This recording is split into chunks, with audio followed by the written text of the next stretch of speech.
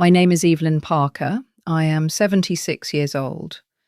And on this Mother's Day, I lost my family, but gained something much more important: myself. It was a bright Sunday morning. I walked into my daughter Samantha's house, holding a bouquet of white lilies and a box of pastries for my granddaughters. I was wearing my favourite blue dress, the one I always saved for special occasions. "Grandma, we missed you so much," little Emily shouted, running toward me. I hugged her tightly, my heart swelling with warmth. For a brief moment, I thought it would be a happy family celebration. But David, my son-in-law, didn't even get up from the couch, just a cold nod. And Samantha stepped out of the kitchen with a smile that carried no warmth. "Mum, we have a surprise for you." "Here's a card. Read it out loud." The card had children's drawings of flowers and sunshine. I smiled, thinking, how sweet, and I began to read. "The sun is shining, the grass is green. But your time has passed. No one is waiting for you. You are a burden." Silence. And then an explosion of laughter. David laughed so hard he nearly fell off the couch. Samantha covered her mouth, but her shoulders shook with laughter. Even the kids giggled along, not understanding why. "Mum, you should have seen your face," Samantha gasped between laughs. I sat frozen, clutching the card, tears rolling down my cheeks. This is cruel," I whispered. "Oh, come on," David smirked. "It's just a joke. Don't be so dramatic." Then he stood up, looked me in the eyes and added, "But honestly, Sam and I were talking. Maybe it's time you consider assisted living."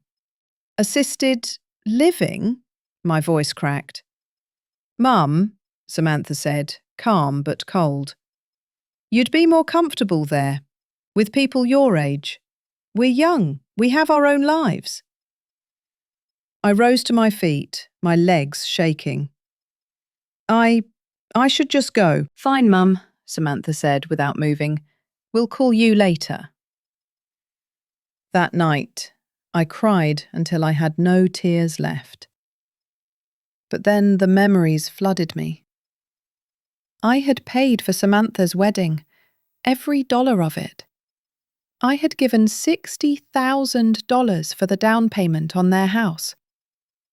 When David lost his job, I sent them $600 every month for 2 years. I bought computers for the grandkids, bicycles, paid for their lessons and trips.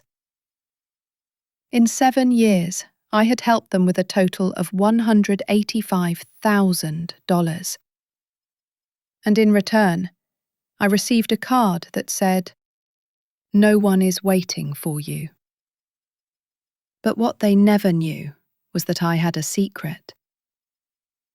Years ago, my aunt in New York left me an inheritance: stocks, bonds, and a house in Miami Beach right on the ocean. Over the years, with rent and investments, it grew into nearly $1,200,000. I had lived modestly, on Social Security, letting them believe I was poor, dependent. In truth, all along, it was they who were dependent on me. And after that Mother's Day, I decided, enough. The next morning I went to the bank. "Cancel all transfers to my daughter's account," I said firmly, "and move my assets into my personal account." The banker raised his brows. "Mrs. Parker, these are very large sums. Are you sure?" "I have never been more sure." Then I went to my lawyer. "Rewrite my will," I said. "Everything goes to the National Foundation for Abandoned Seniors." "Evelyn, that's a drastic step." "No." Drastic was laughing at a mother on Mother's Day. I also created a trust for my granddaughters. $100,000 each, but only accessible at 25, and only if they maintain a genuine relationship with me. That evening, I bought a one-way ticket to Miami Beach, first class. Then I sat down to write 2 letters. Letter to Samantha. My dearest daughter, you laughed on Mother's Day. But do not forget, your college degree, my money. Your wedding, my money. Your house, your kitchen, your car, my money. Even your children ate bread bought with my money. In just 7 years, I gave you $185,000, along with all my love and my life. And in return, you gave me a card that said, "No one is waiting for you."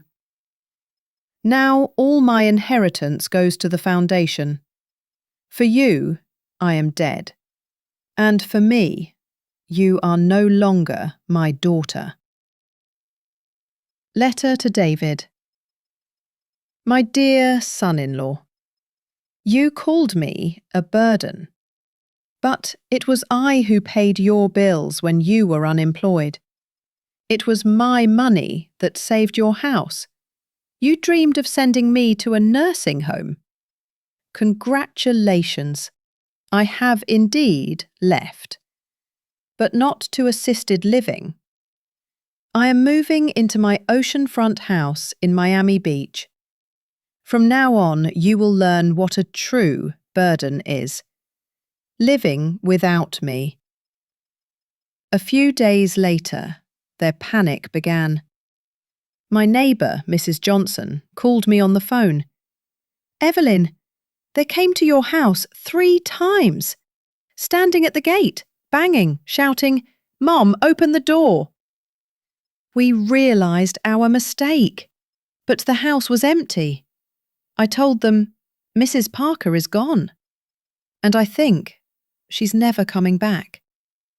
At my lawyer's office, they screamed, 'We're her family.